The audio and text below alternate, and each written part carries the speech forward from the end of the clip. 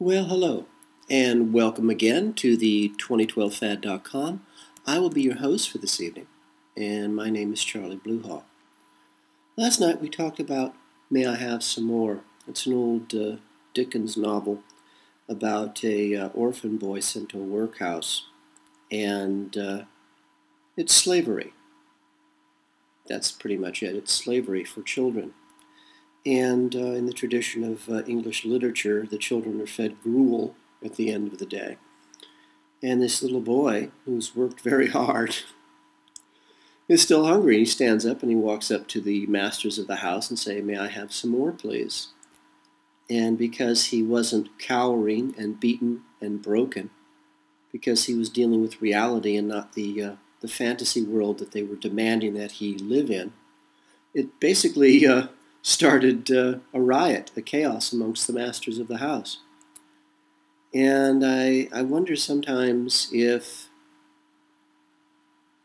we can do that. And I hate saying we because that presupposes that you're in this with me. And I can't say you or they because that presupposes that I believe that any of you will do anything. What it really gets down to is I. I will do something, I will not do something. I will make a decision, and I hope it's the right one.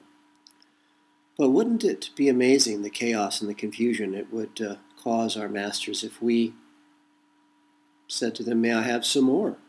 And don't have to say please. Right now, and it's August 10th, 2011, there has been rioting in London now for days because the police and the Nazi state of Britain have been, well, they're thugs. And they like shooting people for fun. It's very American. Only this time they went too far. They shot one man too many. And there's been rioting now for 3 days in London. And basically, the masters are, they're terrified. They don't know what to do. This is not going according to plan. You see, in the UK, in London in particular, every street corner is covered by surveillance cameras. There's cameras everywhere. We in the States are accustomed to surveillance cameras in our work and at street corners, but in England apparently they've gone mad with cameras, and they presuppose that they could control their population with the threat of "we've got you on camera." Well, that theory is not working really well right now. And I guess somebody asked for "May I have some more?" And the result is the country is just ground to a halt. And it's what I saw in New Zealand. New Zealand is the best example of social engineering I've ever seen, mind control. But when you get that many people in and under mind control, they're angry all the time. And I've never seen such violence in people as I saw in New Zealand. And it's because they're afraid. And they're afraid to say, "May I have some more? May I have some more justice? May I have some more reality?" And they're the most angry people I've ever seen, the most gibberingly mad of the master's servants I've ever seen. And so tonight I thought we might chat about addiction is selfishness. Because it's quite obvious that our masters are addicted to power. Now, our masters are parasites. And we have to get over the concept of New World Order and conspiracy theories and whether our masters are soulless reptiles from another world. This is all beside the point. This has nothing to do with reality. I have chosen to deal with reality. I don't care if they have a soul or not. I don't care if God or the devil exists. I don't care because it has nothing to do with me. What has to do with me, the I, is I don't have a job. I have 25 years in international IT and corporate management, and I'm too overqualified to work for anyone because everybody is afraid of me. More to the point, making money is no longer the issue. Power is. So I made the decision to flee the United States. I hadn't had a date in years, and women were blaming me for everything that they could think of because it was the in thing to do. Thanks to television and radio and magazines And I fled to New Zealand. I made the decision. Got there, discovered it was even worse. It was the future of the United States, if the United States actually had a future. And then I, myself, made the decision, even though there's this old witch who keeps showing up in my life and pushing me in certain directions, and if I said no, she'd probably just leave me alone finally, but I keep saying yes. But our masters are addicted to power. Even though they can't boil an egg, they can't make a cup of coffee, they've never stood in the line at the ATM, they've never ran out of money trying to buy groceries. They'd starve to death in their own kitchens, even if those kitchens were filled with food, because they don't know how to do anything. They're addicted to power. It's a very black magic, Satan ritual sort of a thing. But addiction really is selfishness.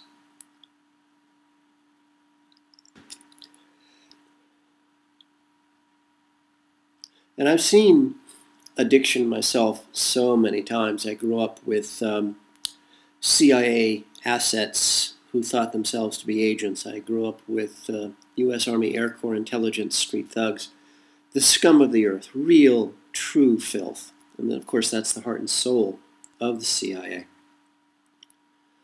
But they were all drunks, all of them.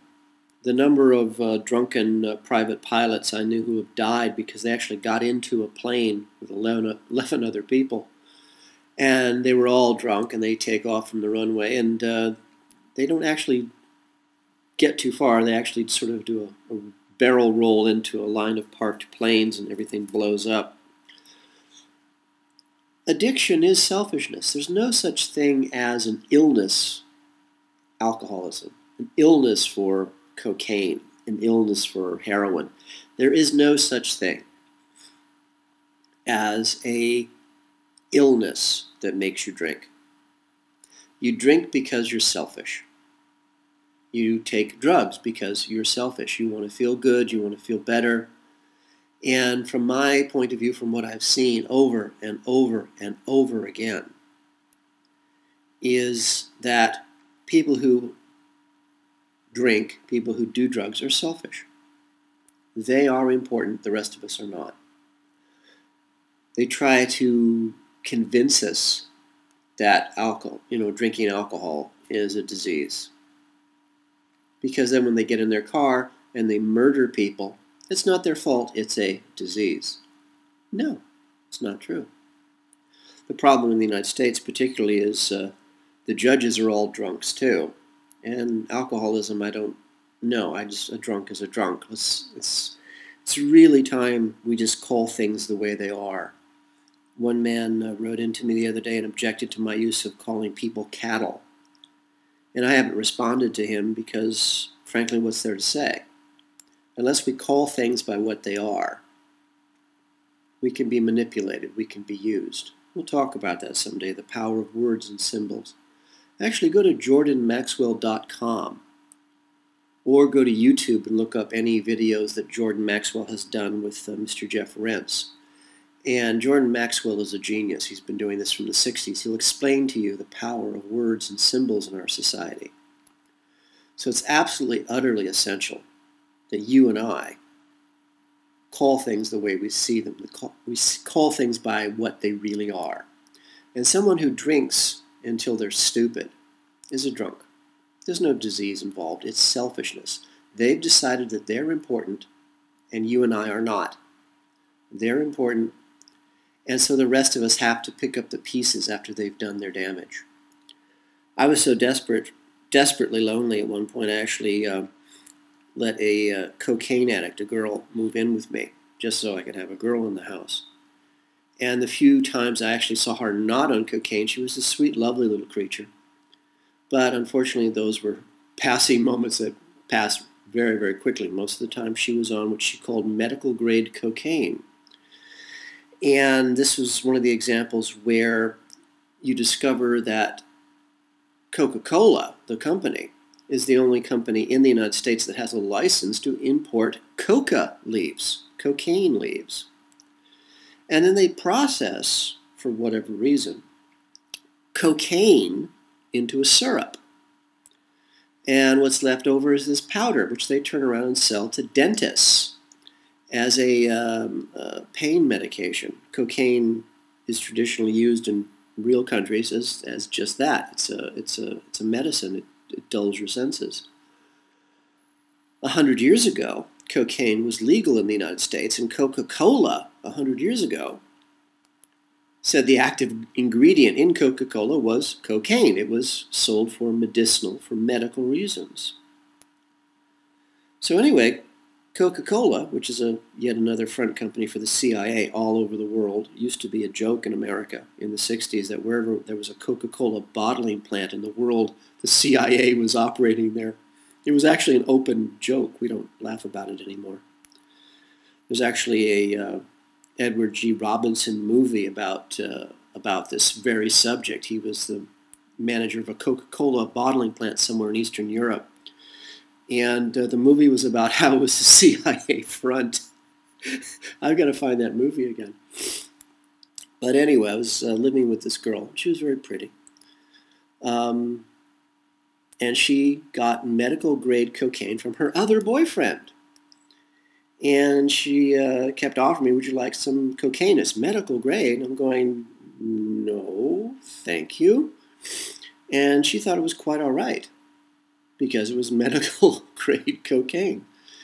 And I finally had to move out of our bedroom and move downstairs because I just couldn't stand the abuse anymore.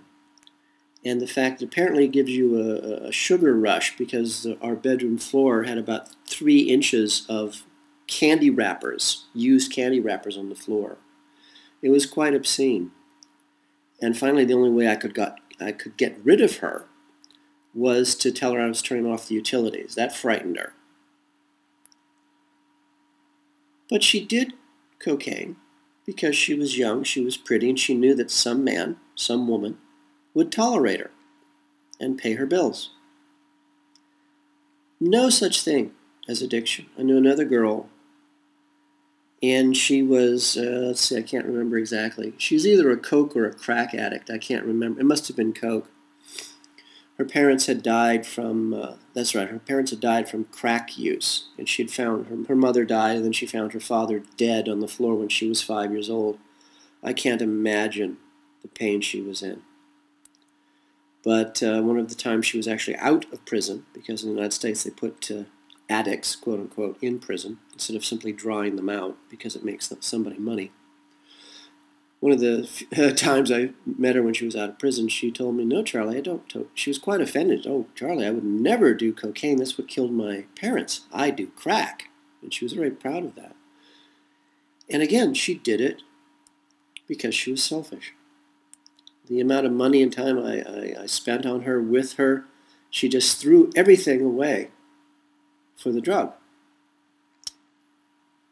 And there's no such thing, from what I've seen, of a traceable illness, genetically linked somehow. She was in pain, and she wanted relief from the pain, and other people didn't provide her. None of her boyfriends or girlfriends provided her with the relief she needed. But the drug did. And as she threw her life away, and I actually watched as her body disintegrated. Her teeth were turning black and falling out. She just threw her whole life away because she was selfish. I've known quite a few drug addicts. I didn't realize that taking massive levels of drugs would actually physically change your body. I actually knew one girl. Her eyeballs had gone from white to brown.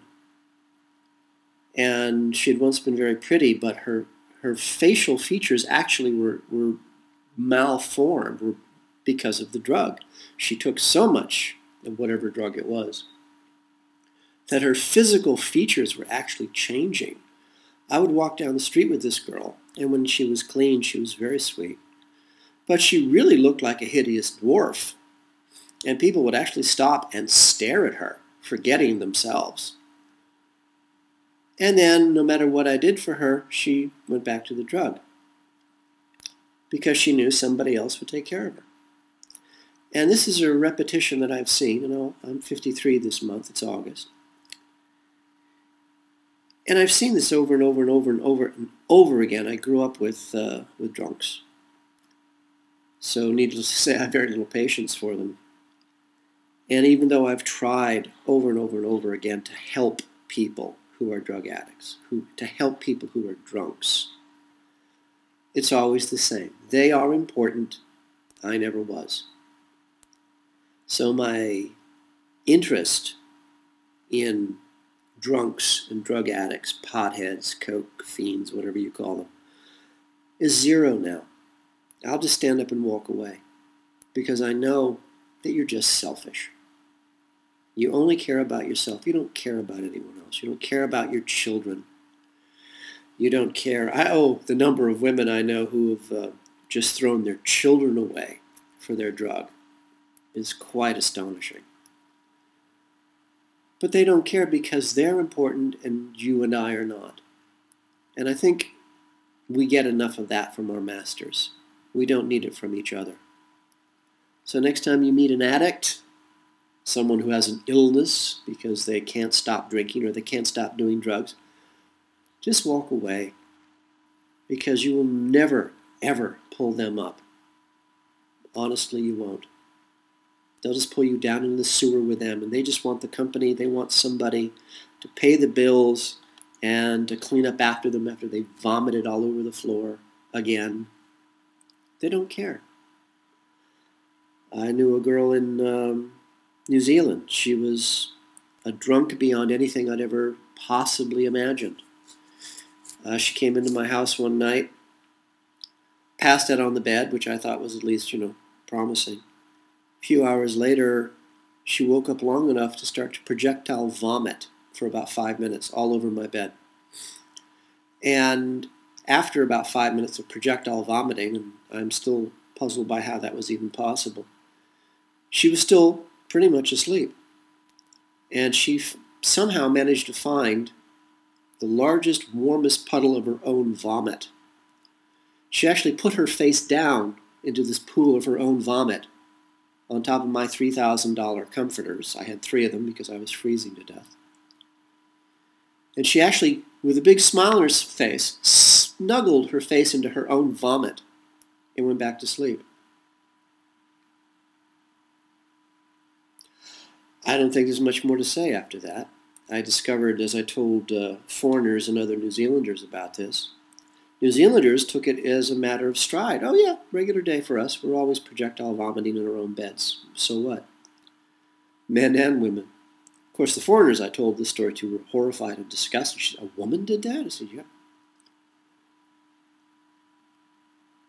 That's how unhappy New Zealanders are, by the way.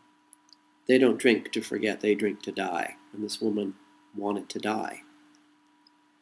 But in her selfishness, ruined $3,000 worth of comforters, and I couldn't even afford to pay for electricity to keep the place warm. So I had my cats and my comforters, and that's the only thing that stood between me and freezing to death in Wellington, New Zealand. Couldn't be bothered. She took another holiday, went traveling.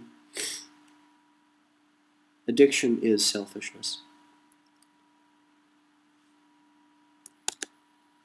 I think I'll pass on my traditional closing because it doesn't seem appropriate. For the 2012fad.com, this is Charlie Blue Hawk.